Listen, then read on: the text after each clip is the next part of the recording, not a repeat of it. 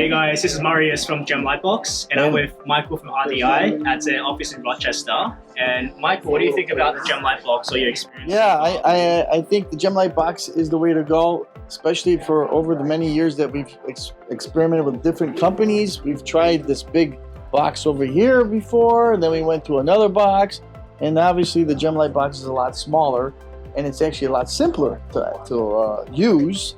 Alongside that, you get great quality, so I don't think you can beat it for the price. And what would you say to any jewelers who are thinking about the GemLightbox for photographing the jewelry? Like, do you think it's something that you would recommend? 100%. I think it's the only way to go, especially for jewelers where they can do not only jewelry but also loose stones. So it's not just one thing. It's for, usually you got to get a box that does one thing and then another box to do another thing. But here it's all in one. Thank you so much. Yep, you're welcome.